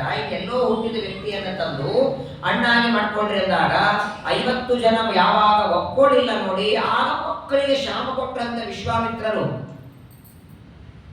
100 ಜನ ಮಕ್ಕಳಲ್ಲಿ 50 ಜನ ಮಕ್ಕಳಿಗೆ ಮ್ಲೇಚ್ಛರಾಗ್ರಿ ಎಂದು ಶಾಪ ಕೊಡ್ತಾರೆ. ಅದೊಂದು ಜಾತಿ. ಧರ್ಮ ಭ್ರಷ್ಟರಾದವರು 50 ಜನ ಹೋಗಿ ಬಿಡ್ತಾರೆ. ಯಾವಾಗ ಮೇಲಿನ 50 ಜನ ಶಾಪ ಕೊಟ್ಟರು, ಕೆಳಗಿನ 50 ಗಾಬರಿ ಆಗಿಬಿಟ್ರು. ಅವರಂತಾರೆ, ಶುನಶೇಮನನ್ನ ನಾವು ಅಣ್ಣ ಅಂತ ಸ್ವೀಕಾರ ಮಾಡಿದ್ ಏನ್ ಮಾಡೋದಿದೆ? ಇನ್ನು ಊಟ ಚಲೋ ಆಯ್ತಲ್ಲ, ಅಣ್ಣ ಆದ ಜವಾಬ್ದಾರಿ ಎಲ್ಲ ಅವನ ಮೇಲೆ ಹಾಕ್ಬೋದಲ್ಲ. ಹಾಗಾಗಿ ನಮ್ದೇನು ಅಭ್ಯಂತರ ಇಲ್ಲ, ನಮ್ದೇನು ಸಮಸ್ಯೆ ಇಲ್ಲ, ಇವತ್ತಿನಿಂದ ಶುನಶೇಪನೇ ನಮಗೆ ಅಣ್ಣ ಆಗಲಿ ಅಂತ ಶುನಶೇಪರನ್ನ ಅಣ್ಣ ಆಗುವುದಕ್ಕೆ ಅವರೆಲ್ಲ ಒಪ್ಪಿಕೊಂಡದ್ದಕ್ಕೆ ವಿಶ್ವಾಮಿತ್ರರು ಆ ಉಳಿದ 50 ಜನರಿಗೆ ವರ ಕೊಡ್ತಾರೆ. ಇವತ್ತಿನಿಂದ ನಿಮಗೆ ಯಾರು ಯುದ್ಧದಲ್ಲಿ ಸೋಲಿಸಬಾರದು, ಪರಾಕ್ರಮಿಗಳಾಗಲಿ. ಚಿತ್ರವಾದ ಕಥೆಗಳೆಲ್ಲ ಕೇಳ್ತೀವಿ ಭಾಗವತದಲ್ಲಿ. ಈ ವಿಶ್ವಾಮಿತ್ರರು ವಾಸ್ತವಿಕವಾಗಿ ಗಾಧಿರಾಜನ ಮಕ್ಕಳು, ಕ್ಷತ್ರಿಯರು. ಆದರೆ ಒಂದು ಬಾರಿ ವಸಿಷ್ಠರಿಗೂ ಇವರಿಗೂ ಪ್ರಚಂಡವಾದ ಜಗಳ, ಅದೆಲ್ಲರಿಗೂ ಗೊತ್ತಿರುವ ಕಥೆ. ಇವಾಗ ಏನಾದರೂ ಹೇಳಬೇಕಾದರೂ, ನಾಳೆ ನಿಮ್ಮ ಮನೆಯಲ್ಲಿ ಶ್ರಾದ್ದ ಇದೆ, ಒಬ್ಬರು ಆಚಾರ್ಯ ಹೇಳಿದ್ರೆ ಅವ್ರ ಆಚಾರ್ಯ ಕೇಳ್ತಾರೆ, ಇನ್ನೊಬ್ರು ಯಾರು ಬರ್ತಾರೆ? ಅವ್ರು ಇನ್ನೊಬ್ರು ಬರೋರು ತಮ್ಮ ಜೊತೆ ಹೊಂದಾಣಿಕೆ ಇವ್ರು ಬರ್ತೀನಿ ಅಂತಾರೆ. ಯಾರು ಬರ್ತಾರೆ? ನಾಳೆ ವಸಿಷ್ಠ ಬರ್ತಾರ, ವಿಶ್ವಾಮಿತ್ರ ಬರಲ್ಲ ಊಟಕ್ಕೆ. ವಿಶ್ವಾಮಿತ್ರ ಆಮಂತ್ರಣ ಕೊಟ್ಟರೆ ವಸಿಷ್ಠ ಬರಲ್ಲ ಊಟಕ್ಕೆ. ಪ್ರಾಯ ಜಗತ್ತೊಳಗೆ ವಸಿಷ್ಠ ವಿಶ್ವಾಮಿತ್ರ ಅಷ್ಟು ವಿರುದ್ಧವಾದದ್ದು. ವಸಿಷ್ಠರನ್ನ ಕಂಡ್ರೆ ಕೋಪ ಇವರಿಗೆ. ಒಂದು ದಿನ ಇಬ್ಬರಲ್ಲಿ ಘನಘೋರ ಯುದ್ಧ ನಡೆಯಿತು. ವಸಿಷ್ಠರು ಏನು ಮಾಡಲಿಲ್ಲ, ತಮ್ಮ ದಂಡವನ್ನೇ ಇಟ್ಟಂತೆ ಎದುರುಗಡೆ ಬೇಕಾದಷ್ಟು ಬಾಣ ಹೊಡೀರಿ ಅಂತಾರೆ. ಕ್ಷತ್ರಿಯರಾದ ವಿಶ್ವಾಮಿತ್ರ ಸಾವಿರಾರು ಬಾಣ ಹೊಡಿತಾರೆ, ಆ ದಂಡ ದಾಟಿ ಮುಂದೆ ಬರಲಿಲ್ಲ. ಆಗ ಕೇಳ್ತಾರೆ, ಈ ಸಾಮರ್ಥ್ಯ ಹೇಗೆ ಬಂತು ಅಂದಾಗ ಗಾಯತ್ರಿ ಮಂತ್ರದಿಂದ ಅಂತಾರೆ. ಹಾಗಾದರೆ ಇವತ್ತಿನಿಂದ ಈ ಕ್ಷತ್ರಿಯ ವಿದ್ಯೆ ಬೇಡ, ನಾನು ಬ್ರಾಹ್ಮಣನಾಗ್ತೇನೆ ಅಂತ ಹಠದಿಂದ ದಿಗ್ಬಲಂ ಕ್ಷತ್ರಿಯ ಬಲಂ ಬ್ರಹ್ಮತೇಜೋ ಬಲಂ ಬಲಂ, ಕ್ಷತ್ರಿಯ ಬಲಕ್ಕೆ ಧಿಕ್ಕಾರ ಇರಲಿ ಅಂತ ಬ್ರಹ್ಮತೇಜಸ್ಸೇ ಪ್ರಧಾನವಾದದ್ದು ಅಂತ ಹಠದಿಂದ ಗಾಯತ್ರಿ ಮಂತ್ರದ ಸಿದ್ಧಿಯನ್ನು ಇದು ಇವತ್ತು ನಾವೆಲ್ಲರೂ ಗಾಯತ್ರಿ ಜಪ ಮಾಡಬೇಕಾದ್ರೆ ಅಸ್ಯಶ್ರೀ ಗಾಯತ್ರಿ ಮಂತ್ರಸ್ಯ ವಿಶ್ವಾಮಿತ್ರ ಋಷಿ ಅಂತೆ. ಪ್ರಾಯ ಗಾಯತ್ರಿ ಮಂತ್ರ ಬಹಳ ಶ್ರೇಷ್ಠವಾದದ್ದು. ಇವತ್ತು ನೋಡಿ, ಶ್ರಾದ್ದ ಊಟಕ್ಕೆ ನಾವು ಮನೆ ಕರಿಬೇಕಾದರೆ ಆ ಊಟಕ್ಕೆ ಬರುವ ಬ್ರಾಹ್ಮಣ ಕನಿಷ್ಠ ಪಕ್ಷ 1000 ಗಾಯತ್ರಿ ಆದರೂ ಮಾಡ್ತಿರ್ಬೇಕು. ಅಂಥವರನ್ನ ಶ್ರಾದ್ದ ಕರೀರಿ ಅಂತಾರೆ. ಇದು ಒಂದೇ ಹೇಳಿ, ನಾನು ಭೀಷ್ಮಾಚಾರ್ಯ ಅನುಶಾಸನ ಪರ್ವದಲ್ಲಿ ಹೇಳ್ತಾರೆ, ನಾನು ಹೇಳೋದು ಇಲ್ಲ. ನಿಮ್ಗೆ ನಾನು ಹುಡ್ಕೋತೋ ಯಾವ ಆಚಾರ್ಯ ಸಿಗಲ್ಲ ನಿಮಗೆ. ಭೀಷ್ಮಾಚಾರ್ಯರು ಹೇಳ್ತಾರೆ ಅನುಶಾಸನ ಪರ್ವದಲ್ಲಿ ಧರ್ಮರಾಜನಿಗೆ, ಒಬ್ಬ ಬ್ರಾಹ್ಮಣನನ್ನ ಕರಿಬೇಕಾದ್ರೆ ಏನಿರಬೇಕು, ಶ್ರಾದ್ದ ಊಟಕ್ಕೆ ಕರಿಬೇಕಾದರೂ ಆ ಬ್ರಾಹ್ಮಣ ಏನೇನು ಅನುಷ್ಠಾನ ಮಾಡ್ತಿರ್ಬೇಕು. ಬಹಳ ಕಷ್ಟ. ಹಾಗಾಗಿ ಹಿಂದಿನ ಕಾಲದಲ್ಲಿ ನೀವು ನೋಡಿ, ಹಿಂದೆ ಯಾವುದೇ ರಾಜರ ಮನೆಯಲ್ಲಿ ಶ್ರಾದ್ದ ನಡೆದ್ರೆ ಊಟಕ್ಕೆ ಇವರು ಫಿಕ್ಸ್ ಇದ್ರು. ವಸಿಷ್ಠ ವಾಮದೇವ ಸದೃಶ ವಿಪ್ರಾಹ ಸೂರ್ಯ ಪರ್ವ ಸಮಾಧಿತಿ. ಇವತ್ತು ಶ್ರಾದ್ದದಲ್ಲಿ ಆ ಮಂತ್ರ ಬರ್ತದೆ. ಇದು ವಸಿಷ್ಠ ಸದೃಶ ವಿಪ್ರಾಹ ಸೂರ್ಯ ಪರ್ವ ಸಮಾಧಿತಿ ನ್ಯೂನಂ ಸಂಪೂರ್ಣತಾಗಿ. ಇವತ್ತು ಬಂದವರಲ್ಲಿ ಒಬ್ಬರಲ್ಲಿ ವಸಿಷ್ಠ, ಇನ್ನೊಬ್ಬರಲ್ಲಿ ವಾಮದೇವ ಇದ್ದಾರೆ ಅಂತ ಚಿಂತ. ಅಂತಹ ಜೋಡಿಯವರಿಬ್ಬರದು ಯಾರ ಮನೆಯಲ್ಲಿ ಶ್ರಾದ್ದ ಇದ್ರೆ ಇವರಿಬ್ಬರು ಊಟಕ್ಕೆ ಇರಬೇಕು. ಯಾಕಂತ ಕೇಳಿ, ಹಿಂದೆಲ್ಲ ಈಗಲೂ ಇದೆ ಶ್ರಾದ್ದದಲ್ಲಿ ಒಂದು ನಿಯಮ. ಶ್ರಾದ್ದದಲ್ಲಿ ಊಟ ಕೂತವರಿಗೆ ಬಡಿಸೋ ವ್ಯಕ್ತಿಗಳು ಬಡಿಸಿ ಬಡಿಸಿ ಸಾಕಾಯಿತು ಅಂದ್ರೆ ಅವರೇ ಬಿಡಬೇಕೆ ಹೊರತು ಊಟ ಕೂತವರು ಸಾಕನಬಾರದಂತೆ. ಊಟ ಮಾಡೋ ಬ್ರಾಹ್ಮಣ ಸಾಕು ಅಂದ್ರೆ ಶ್ರಾದ್ದ ಘಾತ ಆಗತ್ತೆ. ಸಾಕನಬಾರದು, ಹಾಕಿ ಚೆಲ್ಲಬಾರದು. ಹಾಗಾಗಿನೇ ಶ್ರಾದ್ದ ಇದೇ ಅನುಶಾಸನ ಪರ್ವ ಉಮಾಮಹೇಶ್ವರ ಸಂವಾದ ನಡೀತಾ ಇದೆಯಲ್ಲ, ಇದರಲ್ಲಿ ಬರುತ್ತೆ ಶ್ರಾದ್ದಗಳ ಬಗ್ಗೆ ಪಾರ್ವತಿ ಕೇಳ್ತಾಳೆ. ಶ್ರಾದ್ದಗಳ ಮಹತ್ವ ಏನು, ಶ್ರಾದ್ದದ ಅವಶ್ಯಕತೆ ಏನು, ಎಳ್ಳು ಯಾಕೆ, ದರ್ಕ ಯಾಕೆ, ಶ್ರಾದ್ದಕ್ಕೆ ಬ್ರಾಹ್ಮಣರು ಯಾಕೆ, ಶ್ರಾದ್ದದ ಬ್ರಾಹ್ಮಣರಿಗೆ ಆಮಂತ್ರಣ ಎಷ್ಟು ದಿನ ಮೊದಲು ಕೊಡಬೇಕು, 3 ತಿಂಗಳ ಮೊದಲೋ 2 ತಿಂಗಳ ಮೊದಲೋ ಆಮಂತ್ರಣ ಮನೆಗೆ ಹೋಗಿ ಕೊಡಬೇಕು, ಫೋನಲ್ಲಿ ಕೊಡಬೇಕು, ಶ್ರಾದ್ದಕ್ಕೆ ಕರ್ಕೊಂಡು ಹೋಗೋದು ಮನೆಗೆ ಹೋಗಿ ಕರ್ಕೊಂಡು ಬರಬೇಕು, ಆಮೇಲೆ ಹೋಗಿ ಮನೆ ತನಕ ಬಿಟ್ಟು ಬರ್ಬೇಕಂತೆ. ಶ್ರಾದ್ದನೇ ಕಷ್ಟ ಅಲ್ವಾ, ಎಲ್ಲಾನೇ ಕಷ್ಟ. ಹಂಗಾಗಿ ಪಾಪ ಶ್ರಾದ್ದನೆ ಮಾಡ್ತಿಲ್ಲ. ಮೊಟ್ಟ ಮೊದಲನೇದು ಭೀಷ್ಮಾಚಾರ್ಯ ಹೇಳೋದು ಮಾತು, 99% ಶ್ರಾದ್ದ ಮನೆಯಲ್ಲೇ, 1% ಮಠ ಅಂತಾರೆ, 99% ಮಠದಲ್ಲಾಗಿದೆ. ತುಂಬಾ ಮಹತ್ವದ ಮಾತುಗಳೆಲ್ಲ ಹೇಳ್ತಾರೆ. ಹಾಗಾಗಿ ಗಾಯತ್ರಿ ಮಂತ್ರದ ಸಿದ್ಧಿಯನ್ನು ಪಡೆದಂತಹ ಜ್ಞಾನಿಗಳು ವಿಶ್ವಾಮಿತ್ರರು ಅವರ ಕಥೆಯನ್ನ ಹೇಳಿ, ಇದು ಎಲ್ಲಿ ಶುರುವಾಯಿತು ಹೇಳಿ, ಪುರೂರವನಿಗೆ ಊರ್ವಶಿಯಲ್ಲಿನ 6 ಜನ ಮಕ್ಕಳಾದರಲ್ಲ, ಚಂದ್ರನ ಮಗ ಬುಧ, ಬುಧನ ಮಗ ಪುರೂರವ, ಪುರೂರವನಿಗೆ ದೇವಲೋಕದ ಅಪ್ಸರೆ ಊರ್ವಶಿಯಲ್ಲಿ 6 ಜನ ಗಂಡು ಮಕ್ಕಳು, ಆಯು, ಶ್ರುತಾಯು, ಸತ್ಯಾಯು, ರಯ, ಜಯ, ವಿಜಯ. ಈ 6 ಜನರಲ್ಲಿ 5 ಜನರ ಕಥೆ ಇಷ್ಟು ಅಂತ ಹೇಳಿದ್ರು. ಮೊದಲನೇ ಮಗನ ಕಥೆ ಹೇಳೇ ಇಲ್ಲ. ಪುರೂರವನ ಮೊದಲನೇ ಮಗ ಆಯು ಅಂತ ಏನಿದ್ದಾರೆ ನೋಡಿ, ಆ ಆಯು ಅನ್ನುವನಿಗೆ 5 ಜನ ಮಕ್ಕಳಾಗ್ತಾರೆ. ಇಲ್ಲಿ ಅವರ ವಂಶ ಮುಂದೆ ಬರ್ತಾರೆ. ಶುಕಾಚಾರ್ಯರ ಮಾತ್ರ ಪರೀಕ್ಷಿತನಿಗೆ ಏನ್ ಹೇಳ್ತಿದ್ದಾರೆ, ನಿಜವಾಗ್ಲೂ ಅವರು ಹೇಳೋರು ಕೇಳೋರು ಇಬ್ರು ಧನ್ಯರು. ಪರೀಕ್ಷಿತನಂತಹ ಶಿಷ್ಯ ಬೇರೆ ಇಲ್ಲ, ಶುಕಾಚಾರ್ಯರಂತಹ ಗುರುಗಳಿಲ್ಲ. ಎಷ್ಟು ಚೆನ್ನಾಗಿ ನೋಡಿ, ಯಾವ ಕಥೆ ಹಿಂದೆ ನಿಲ್ಸಿದ್ರೆ ಇದನ್ನ ಪ್ರಶ್ನೆ ಮಾಡ್ತಾನೆ ಸ್ವಾಮೀಜಿ, ನಾನು ಬಿಟ್ಟಿದ್ರೆ ಮುಂದುವರಿಸಿ ಅಂತಾನೆ. ಅದರಲ್ಲೂ ಈ 9ನೇ ಸ್ಕಂದ ಭಾಗವತದಲ್ಲಿ ರಾಜರ ಹೆಸರು ಹೇಳ್ಕೊಳ್ಳೋದೇ ನೆನಪಿರ್ಬೋದು ಕಷ್ಟ. ಯಾರ್ದು ಹೆಸರು ಹೇಳಿದ್ರೆ ಎಲ್ಲಿ ಬಂದಿದ್ರು ಇವರು ಅಂತ ಬರ್ತದೆ, ಯಾವ ವಂಶದಲ್ಲಿ ಬಂದಿದ್ರು, ಸೂರ್ಯವಂಶನೋ ಚಂದ್ರವಂಶನೋ.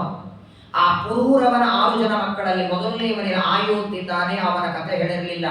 ಆಯುವಿನ ತಮ್ಮಂದರ ವಂಶವನ್ನ ಇಷ್ಟೊತ್ತು ವರ್ಣನ ಮಾಡಿದರು. ಈಗ ಹೇಳ್ತಾರೆ, ಆ ಪುರೂರವನ ಮೊದಲನೇ ಮಗನಾದ ಆಯುವಿಗೆ 5 ಜನ ಗಂಡು ಮಕ್ಕಳಾಗ್ತಾರೆ. ಮೊದಲನೆಯವನೇ ನಹುಷ. ನಹುಷ ಅಂದಾಕ್ಷಣ ಕಥೆ ತಲೆ ಬಂದ್ಬಿಟ್ಟಿರ್ತದೆ. ಮೊದಲನೆಯವನು ನಹುಷ, ಎರಡನೆಯವನು ಕ್ಷತ್ರವೃದ್ಧ, ಮೂರನೆಯವನು ರಜಿ, ನಾಲ್ಕನೆಯವನು ರಾಭ, 5ನೆಯವನು ಅನೇನ. 5 ಜನ ಮಕ್ಕಳು ಪುರೂರವನ ಮೊದಲನೆಯ ಮಗನಾದ ಆಯುವಿನಲ್ಲಿ ಹುಟ್ಟಿ ಬರ್ತಾರೆ. ಈ 5 ಜನ ಮಕ್ಕಳಲ್ಲಿಯೂ ಕೂಡ ನಹುಷನ ಕಥೆ ಬದಿಗಿಟ್ಟು ಉಳಿದ ಕಥೆ ಹೇಳ್ತಾರೆ. ಮೊದಲು ಶುಕಾಚಾರ್ಯರ ಸ್ಟೈಲೇ ಬೇರೆ. ಯಾವ ಕಥೆ ವಿಸ್ತಾರವಾಗಿರುತ್ತೋ ಅದನ್ನು ಅನಂತರ ಹೇಳಿ, ಯಾವುದು ಸಂಕ್ಷೇಪವಾಗಿರುತ್ತೋ ಹೇಳ್ತಾರೆ.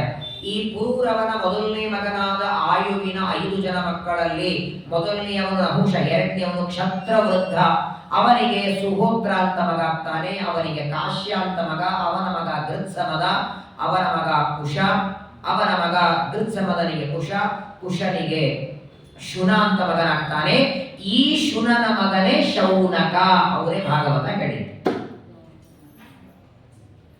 ಯಾವುದೇ ಪುರಾಣ ಹೇಳಬೇಕಾದ್ರೆ ಶೌನಕರ ಪ್ರಶ್ನೆ ಸೂತಾಚಾರ ಉತ್ತರ ಅಂತೇನಂತೀರಲ್ಲ, ಶೌನಕರು ಅನ್ನೋದು ಇದೇ ಚಂದ್ರವಂಶದಲ್ಲಿ ಶುನ ಅನ್ನುವ ರಾಜನ ಮಕ್ಕಳಾದ. ಆದರೆ ಅವರಿಗೆ ಬ್ರಹ್ಮದೇವರ ಅನುಗ್ರಹದಿಂದ ಸಕಲ ವೇದಗಳ ಜ್ಞಾನ ಇದೆ. ವಾಸ್ತವಿಕವಾಗಿ ಹೇಳುವ ಕೇಳುವರಲ್ಲಿ ಹೇಳುವ ಗುರುಗಳು ದೊಡ್ಡವರು ಇರ್ತಾರೆ. ಆದರೆ ನೋಡಿ, ಸೂತಾಚಾರ್ಯರು ಜಾತಿಯಲ್ಲಿ ಸೂತರವರು, ರೋಮಹರ್ಷಣ ಋಷಿಗಳ ಮಕ್ಕಳು. ಪ್ರಾಯ ಜಗತ್ತಿನಲ್ಲಿ ಸಂತಾನ ಆಗೋದಕ್ಕೆ ಏನೋ ಮಂತ್ರಾಕ್ಷತೆಯಿಂದ ಮಕ್ಕಳಾದದ್ದಿದೆ, ಅಥವಾ ಹಣ್ಣು ತಿಂದದ ಸಂತಾನ ಆದದ್ದಿದೆ, ಶ್ರೀರಾಮಚಂದ್ರ ಪಾಯಸ ತಿಂದದ್ದು. ಈ ನೋಡಿ, ಸೂತಾಚಾರ ಹುಟ್ಟಿದ ಹೆಂಗೆ, ರೋಮಹರ್ಷಣ. ಆನಂದವಾದಾಗ ಕೂದಲಗಳು ಎದ್ದು ನಿಲ್ಲತ್ತಲ್ಲ, ಆನಂದ ಆದಾಗ ಹುಟ್ಟಿದ ಮಗ ಇವರು. ವಾಸ್ತವಿಕವಾಗಿ ಜಾತಿಯೊಳಗೆ ಬ್ರಾಹ್ಮಣರು ಉತ್ತಮರು, ಸೂತಾಚಾರ್ಯರು ಸಣ್ಣ ಜಾತಿ. ಆದರೆ ಪಾಠ ಹೇಳಿಸಿಕೊಂಡದ್ದು ಶೌನಕರು, ಉಪದೇಶ ಮಾಡಿದ್ದು ಸೂತರು. ಹಾಗಾಗೇನೆ ನೀವು ಇಡೀ ಭಾಗವತ ಅಲ್ಲ 18 ಪುರಾಣ ತೆಗೆದು ನೋಡಿ, ಶೌನಕರು ಸೂತರಿಗೆ ನಮಸ್ಕಾರ ಎಲ್ಲೂ ಮಾಡಿಲ್ಲ. ಮಾಡಬೇಕಾದ್ರೆ ಅವರೇ ಬೇಡ ಅಂತಾರೆ. ವೇದವ್ಯಾಸ ದೇವರ ಅನುಗ್ರಹ, ಶುಕಾಚಾರ್ಯರ ಅನುಗ್ರಹದಿಂದ ನನಗೆ ಸಕಲ ಪುರಾಣಗಳ ಜ್ಞಾನ ಇದೆ, ನೀವು ಉಪದೇಶ ಮಾಡ್ತೇನೆ. ಉಪದೇಶ ಮಾಡಿದ ಮಾತ್ರಕ್ಕೆ ಯೋಗ್ಯತೆಯಲ್ಲಿ ನಿಮ್ಗಿಂತ ದೊಡ್ಡವರಾಗೋದಿಲ್ಲ. ಹಾಗಾಗಿ ಅನೇಕ ಕಡೆಗೆ ಶೌನಕರು ಸೂತಾಚಾರ್ಯರಿಗೆ 100 ವರ್ಷ ಬದುಕಲಿ ಅಂತ ಆಶೀರ್ವಾದ ಮಾಡಿದ್ದೇ ಇದೆ. ಯಾಕಂದ್ರೆ ನಾಳೆ ಮಂಗಳಕ್ಕೆ ನೀವೆಲ್ಲ ನೈಮಿಷಾರಣ್ಯಕ್ಕೆ ಬೇರೆ ಹೊಟ್ಟಿರಿ, ನಮ್ಮನ್ನು ಕರ್ಕೊಂಡು ಹೋಗ್ತಿರಲ್ಲ. ನೈಮಿಷಾರಣ್ಯದಲ್ಲಿ 18 ಪುರಾಣಗಳು ನಡೆದದ್ದಲ್ಲೇ 18 ಪುರಾಣಗಳ ಪ್ರಾರಂಭದಲ್ಲಿ ಶೌನಕನ ಪ್ರಶ್ನೆ ಸೂತರ ಉತ್ತರ. ಸ್ಕಂದ ಪುರಾಣ ತೆಗೆದು ಬ್ರಹ್ಮಾಂಡ ಪುರಾಣ, ಬ್ರಹ್ಮವಿವರ್ತ ಪುರಾಣ, ಭಾಗವತನು ಶುರುವಾಗುತ್ತೆ ಅಲ್ಲಿಂದಲೇನೆ. ಆ ಶೌನಕ ಅನ್ನೋರು ಈ ಪುರೂರವನ ವಂಶದಲ್ಲಿ ಬರ್ತಾರೆ. ಗೃತ್ಸವನ ಮಗ ಶುನನ ಮಗ ಶೌನಕ, ಅವನಿಗೆ ಮುಂದೆ ಕಾಶಿ ಅಂತ ಮಗ ಆಗ್ತಾನೆ. ಅವನಿಗೆ ದೀರ್ಘ ತಮಸ್ಸು ಅಂತ ಮಗನಾಗ್ತಾನೆ. ಈ ದೀರ್ಘ ತಮಸ್ಸು ಅನ್ನುವವನ ಮಗನೇ ಮತ್ತೆ ಸಾಕ್ಷಾತ್ ಪರಮಾತ್ಮ ಅವತಾರ ಮಾಡ್ತಾನೆ. ದೀರ್ಘ ತಮಸ್ಸಿನ ಮಗ ಧನ್ವ, ಅವನ ಮಗ ಧನ್ವಂತರಿ. ಇದು ಭಗವಂತನ ಜ್ಞಾನಾವತಾರ. ಅವತಾರ ಇಲ್ಲ ಆಗತ್ತೆ. ಅಮೃತ ಕಲಶವನ್ನ ತರ್ತಾನೆ ಸಮುದ್ರ ಮಥನದಿಂದ. ಅವತಾರ ಆದದ್ದು ಚಂದ್ರವಂಶದಲ್ಲಿ. ಹಾಗಾದ್ರೆ ಚಂದ್ರವಂಶದಲ್ಲಿ ಈಗಾಗಲೇ ಜಮದಗ್ನಿಗಳ ಮಗನಾಗಿ ಪರಶುರಾಮನ ಅವತಾರ ಆಗಿದೆ. ಇದು ಎರಡನೇದ್ದು. ಧನ್ವ ಅನ್ನುವವನ ಮಗನಾಗಿ ಧನ್ವಂತರಿ ರೂಪದಿಂದ ಅವತಾರ ಮಾಡಿ ಪರಮಾತ್ಮ ಸಮಗ್ರವಾದ ಜಗತ್ತಿಗೆ ಧನ್ವಂತರಿ ದೀರ್ಘತಮಸಃ ಆಯುರ್ವೇದ ಪ್ರವರ್ತಕ. ಕೇವಲ ಧನ್ವಂತರಿಯಿಂದ ಸ್ಮರಣೆ ಮಾಡಿದರೆ ಸಾಕು, ಸಮಸ್ತ ರೋಗಗಳನ್ನ ಪರಮಾತ್ಮ ಪರಿಹಾರ ಮಾಡುತ್ತಾನೆ. ಅಂತಹ ಧನ್ವಂತರಿ ರೂಪಿಯಾದ ಪರಮಾತ್ಮ ಅವತಾರ ಮಾಡಿ ಬರ್ತಾರೆ. ಅದರ ನಂತರದಲ್ಲಿ ಇನ್ನೂ ಅನೇಕ ರಾಜರು ಈ ವಂಶದಲ್ಲಿ ಬರ್ತಾರೆ. ಇದೇ ಚಂದ್ರವಂಶದಲ್ಲಿ ಮುಂದೆ ಅಲರ್ಕ ಅಂತ ರಾಜ ಬರ್ತಾನೆ. ಯಾರ ಮಗ ಅವನು? ಈ ಧನ್ವಂತರಿಯ ಮಗ ಕೇತುಮಂತನಿಗೆ ಭೀಮರಥ, ಅವನ ಮಗ ದಿವೋದಾಸ, ಅವನ ಮಗ ಪ್ರತರ್ಧನನಿಂದ ಮುಂದೆ ವತ್ಸನಿಗೆ ಶತ್ರುಜಿತರಿಗೆ ಋತಧ್ವಜನಿಗೆ ಕುವಲಯಾಶ್ವನ ಮಗನೇ ಇನ್ನೊಬ್ಬ ವತ್ಸ, ಅವನಿಂದ ಅಲರ್ಕ. ಈ ಅಲರ್ಕ ಅನ್ನುವ ರಾಜನು ಕೂಡ ದತ್ತಾತ್ರೇಯ ರೂಪಿಯಾದ ಪರಮಾತ್ಮನಿಂದಲೇ ಜ್ಞಾನವನ್ನ ಪಡೆದದ್ದು. ಈ ಒಂದು ವಿಚಿತ್ರ ಏನು ಅಂದ್ರೆ, ಈ ಅಲರ್ಕ ಅನ್ನುವ ರಾಜ ತತಃಪ್ರಾಂತರವಾಜನ್ನೇ ಕೃತಕರ್ತ್ಯಸ್ಯ ಆತ್ಮವಾನ್ ರಜೆ ಪಂಚಾಶತಾನ್ಯಾಸನ್ ಸಪುತ್ರಾಣಾಮಿಗೋಕಸ. ಈ ಅಲರ್ಕ ಅನ್ನುವ ರಾಜ ಯಾವಾಗ ಮಗನಾಗಿ ಹುಟ್ಟಿ ಬರ್ತಾನೆ, ಇವನಿಗೆ ತಂದೆ ರಾಜ್ಯ ಸಾಮಾನ್ಯವಾಗಿ ಹಿಂದೆಲ್ಲ ಹೇಗಿತ್ತು, ಎರಡೂ ವಂಶದಲ್ಲಿನೂ ಎಲ್ಲರೂ ತಮ್ಮ 40-50 ವರ್ಷದವರೆಗೆ ರಾಜ್ಯ ಆಡಿ ನಂತರದಲ್ಲಿ ಮಕ್ಕಳಿಗೆ ರಾಜ್ಯ ಒಪ್ಪಿಸಿ ವಾನಪ್ರಸ್ಥಕ್ಕೆ ಹೋಗೋರು, ಮನೆ ಕೂತ್ಕೋತಿರ್ಲಿಲ್ಲ. ತನ್ನ ನಂತರದಲ್ಲಿ ರಾಜ್ಯವನ್ನ ಮಕ್ಕಳಿಗೆ ಕೊಡಬೇಕು. ಈ ಅಲರ್ಕ ರಾಜ ತಂದೆಯಿಂದ ರಾಜ್ಯವನ್ನ ಪಡಿತಾರೆ. ಯಾವಾಗಲೂ ನೋಡಿ 14-18 ವರ್ಷ ಮಕ್ಕಳಿಗಿದ್ದಾಗ ಹಿಂದೆ ಎಲ್ಲರೂ ತಮ್ಮ ಮಕ್ಕಳಿಗೆ ರಾಜ್ಯ ಕೊಡೋರು. ಹಾಗಾಗೇನೆ ತಮ್ಮ 14ನೇ ವರ್ಷಕ್ಕೆ ವಿವಾಹ ಮಾಡಿಕೊಳ್ಳೋರು. ತಮ್ಮ 16ನೇ ವರ್ಷಕ್ಕೆ ಒಂದು ಗಂಡು ಮಗು ಆಗಬೇಕು. ಆ ಮಗುವಿಗೆ ಉಪನಯನ ಮಾಡಿ ರಾಜ್ಯ ಕೊಟ್ಟು ಇವ್ರು, ಯಾಕಂದ್ರೆ 60 ಹೋಗ್ಬೇಕಲ್ಲ, ಇವ್ರು 60 ಆಗೋದ್ರೊಳಗೆ ಅವನು ವಯಸ್ಸಿಗೆ ಬಂದು ಅವನಿಗೆ ರಾಜ್ಯ ಕೊಟ್ಟಿರ್ಬೇಕು. ಆದರೆ ಈ ಎಲ್ಲಾ ರಾಜರು 100 ವರ್ಷ ರಾಜ್ಯ ಆಡ್ತಾರೆ. ರಾಜ್ಯ ಆಳದಂತೆ ವಯಸ್ಸಾಗತ್ತೆ, ಮುಪ್ಪು ಬರುತ್ತೆ. ಇವನಿಗೆ ಮುಪ್ಪು ಬರಲಿಲ್ಲ. ಇದೇ ಅಲರ್ಕ ರಾಜನ ವೈಶಿಷ್ಟ್ಯ. ಈ ಚಂದ್ರವಂಶದಲ್ಲಿ ಬರುವಂತಹ ಅಲರ್ಕ ರಾಜ ತಂದೆಯಿಂದ ರಾಜ್ಯವನ್ನ ಪಡಿತಾನೆ. ಎಷ್ಟು ದಿನ? 60 ವರ್ಷ ಸಹಸ್ರಾಣಿ 60 ವರ್ಷ ಶತಾನಿ ಚ 60,000 ವರ್ಷದ 100 ವರ್ಷ 60,000 66,000 ವರ್ಷ. ಅಷ್ಟು ವರ್ಷಗಳವರೆಗೆ ರಾಜ್ಯ ಆಳಿದರೂ ಕೂಡ ರಾಜ್ಯ ಕೊಡುವಾಗ ಹೇಗೆ 18 ವರ್ಷದ ಯುವಕನಿದ್ನೋ 66,000 ವರ್ಷ ಆದರೂ ಯುವಕನಾಗೇ ಇದ್ದ. ಕೂದಲು ಬೆಳ್ಳಗಾಗಿಲ್ಲ, ಯಾವ ವಿಕಾರ ಇಲ್ಲ, ಯಾವುದೇ ತರಹದ ಶರೀರದಲ್ಲಿ ವಿಕಾರಗಳಿಲ್ಲ. ಇದೊಂದು ಭಗವಂತನ ವಿಶಿಷ್ಟವಾದ ಅನುಗ್ರಹ. ಸಂಪೂರ್ಣ ಯೌವನದಲ್ಲೇ ಇದ್ದು ರಾಜ್ಯವನ್ನ ಆಡಿ ಅನಂತರದಲ್ಲಿ ಮುಂದೆ ತನ್ನ ಮಕ್ಕಳಿಗೆ ರಾಜ್ಯ ಕೊಡ್ತಾನೆ. ಅಲರ್ಕನಿಂದ ಅನೇಕ ಜನ ಸಂತ. ಅವನ ಮಗ ಸುನೀತನಿಂದ ಸುಕೇತ, ಅವನ ಮಗ ಧರ್ಮಕೇತುವಿನಿಂದ ಮುಂದೆ ಸತ್ಯಕೇತು, ಅವನ ಮಗ ದೃಷ್ಟಕೇತು, ಅವನ ಮಗ ಸುಕುಮಾರ, ಅವನ ಮಗ ವೀತಿಹೋತ್ರ, ಅವನಿಗೆ ಮುಂದೆ ಭರ್ಗ ಅಂತ ಮಗ ಆಗ್ತಾನೆ. ಆ ಭರ್ಗನಿಂದ ಮುಂದೆ ಆ ಭರ್ಗ ಅನ್ನುವನಿಗೇನೆ ಪರಮಾತ್ಮ ಮತ್ತೆ ಲಕ್ಷ್ಮೀದೇವಿ ಭೃಗು ಋಷಿಗಳ ಮಗಳಾಗಿ ಭಾರ್ಗವಿ ಅಂತ ಅವತಾರ ಮಾಡಿ ಬರ್ತಾಳೆ. ಮುಂದೆ ಇದೇ ವಂಶದಲ್ಲಿ ಚಕ್ರ ಅಂತ ರಾಜ ಆಗ್ತಾನೆ. ಅವನಿಂದ ಅನೇನ ಅಂತ ಮಗನಾಗ್ತಾನೆ. ಅವನ ಮಗ ಶುದ್ಧ ಅಂತ ಆಗ್ತಾನೆ. ಶುದ್ಧನಿಂದ ಶುಚಿ, ಅವನಿಂದ ತ್ರಿಕುಕುಪ್ ಅನ್ನೋ ಮಗನಾಗ್ತಾನೆ. ಅವನಿಂದ ಧರ್ಮಸಾರಥಿ, ಅವನಿಂದ ಶಾಂತರಜ.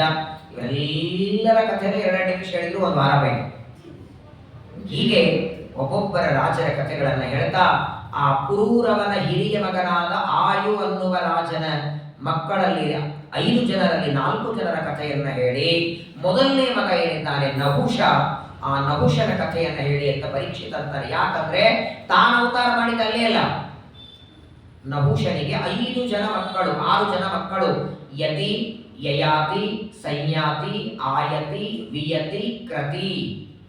ಈ ನಹುಷನ 6 ಜನರಲ್ಲಿ ಮೊದಲನೆಯವನ ಹೆಸರಿಗೆ ತಕ್ಕ ಹಾಗೆ ಯತಿ ಸನ್ಯಾಸಿ ಆಗಿಬಿಟ್ಟ. ನನಗೆ ರಾಜ್ಯವೂ ಬೇಡ ಸಂಪತ್ತು ಬೇಡ ಅಂತ ಅರಣ್ಯಕ್ಕೆ ಹೋಗಿಬಿಟ್ಟ. ಎರಡನೆಯವನೇ ಯಯಾತಿ. ಈ ಯಯಾತಿ ರಾಜನಿಂದ, ನಹುಷನ ಮಗನಾದ ಯಯಾತಿಯಿಂದಲೇ 2 ಕವಲ ಬಂತು. ಒಂದು ಪಾಂಡವರು ಹುಟ್ಟಿದ್ದು ಇದೇ ಯಯಾತಿಯ ಮಗನಾದ ಪೂರ್ವಿನಿಂದ. ಕೃಷ್ಣ ಪರಮಾತ್ಮ ಯಾದವ ಅಂತ ಕೃಷ್ಣನನ್ನ ಕರೀತಾರೆ. ಆ ಯದುರಾಜ ಇದೇ ಯಯಾತಿಯ ಮಗನಾಗಿ ಬರ್ತಾನೆ. ಯಯಾತಿಯ ಚರಿತ್ರೆ ತುಂಬಾ ಚೆನ್ನಾಗಿದೆ. ಇಲ್ಲಿ ಬರೋದಕ್ಕಿಂತ ಮಹಾಭಾರತದ ಆದಿಪರ್ವದಲ್ಲಿ ಈ ಕಥೆ ತುಂಬಾ ಚೆನ್ನಾಗಿದೆ. ನಹುಷನ ಕಥೆನೂ ಇಲ್ಲಿ ಬಹಳ ಬರಲ್ಲ. ನಹುಷನಿಗೆ ಶಾಪ ಆಯಿತು, ಸ್ವರ್ಗದಿಂದ ಕೆಳಗೆ ಬೀಳ್ತಾರೆ. ಯಾಕೆ ಶಾಪ ಕೊಟ್ಟದ್ದು, ಯಾರು ಶಾಪ ಕೊಟ್ಟದ್ದು, ನಹುಷ ಮಾಡಿದ ತಪ್ಪೇನು, ಮಹಾಭಾರತ ತಾತ್ಪರ್ಯ ನಿರ್ಣಯ ಶ್ರೀಮದಾಚಾರ್ಯರು ಬಹಳ ಸುಂದರವಾಗಿ ಹೇಳ್ತಾರೆ. ಆ ನಹುಷನ ಚರಿತ್ರೆ, ನಹುಷನ ಮುಂದೆ ಯಯಾತಿ, ಯಯಾತಿಯ ಕಥೆಯಿಂದ ಯದುರಾಜ, ಆ ವಂಶದಲ್ಲಿ ಇನ್ನು ಅನೇಕ ರಾಜರೆಲ್ಲ ಬರ್ತಾರೆ. ಅವರ ವಿಶೇಷವಾದ ಚರಿತ್ರೆ ಇನ್ನು 3-4 ದಿನಗಳವರೆಗೆ ಚಂದ್ರವಂಶದ ರಾಜನ ಕಥೆ. ಇಲ್ಲಿವರೆಗೆ ಶ್ರೀಕೃಷ್ಣ ಪರಮಾತ್ಮನ ತಂದೆಯಾದ ವಸುದೇವನವರೆಗೆ ಅಲ್ಲ, ವಸುದೇವನಿಂದ ಕೃಷ್ಣಾದಿಗಳೆಲ್ಲ ಹುಟ್ಟಿದ್ರು ಅಂತಿದೆ. 9 ಸ್ಕಂದದಲ್ಲಿ ಬಂದುಬಿಡುತ್ತದೆ. ಕಥೆಗಳನ್ನ ಹೇಳ್ತಾ ಕೃಷ್ಣ ಪರಮಾತ್ಮನ ಅವತಾರ ಮಾಡಿದ್ದು, ಕೃಷ್ಣನ ನಂತರದಲ್ಲಿ ಸುಭದ್ರೆ ಹುಟ್ಟಿದ್ದು, ಇಷ್ಟು ಹೇಳಿ ಅಲ್ಲಿಗೆ ಚಂದ್ರವಂಶ ಮುಕ್ತಾಯ ಮಾಡ್ತಾರೆ. ಪ್ರಾಯ ನಾಳೆ 31ನೇ ತಾರೀಕಿನವರೆಗೆ ಈ ಚಂದ್ರವಂಶದ ಕಥೆ ಆಗಬಹುದು. ಆಗಸ್ಟ್ 1ನೇ ತಾರೀಕಿನಿಂದ ದಶಮ ಸ್ಕಂದ ಭಾಗವತ 9ನೇ ಸ್ಕಂದ ಮುಗಿಸಿ ದಶಮ ಸ್ಕಂದ ಪ್ರಾರಂಭ ಮಾಡೋಣ. ಮುಂದೆ ಶ್ರಾವಣ ಮಾಸದ ಕೃಷ್ಣ ಪಕ್ಷದಲ್ಲಿ ಕೃಷ್ಣ ಪರಮಾತ್ಮನ ಅಷ್ಟಮಿ ಪರ್ವಕಾಲದಲ್ಲಿ ಅನಾಯಾಸವಾಗಿ ಅಷ್ಟಮಿ ಪರ್ವಕಾಲ ದಶಮ ಸ್ಕಂದದಲ್ಲಿ ಕೃಷ್ಣನ ಅವತಾರದ ಕಥೆ, ಶ್ರೀಕೃಷ್ಣ ಪರಮಾತ್ಮನ ಎಲ್ಲ ಕಥೆಗಳನ್ನ ಶ್ರವಣ ಮಾಡೋಣ. ನಾಳಿಗೆ ನಹುಷನ ಚರಿತ್ರೆಯನ್ನ ವಿಶೇಷವಾಗಿ ಶ್ರವಣ ಮಾಡೋಣ. ಶ್ರೀಕೃಷ್ಣ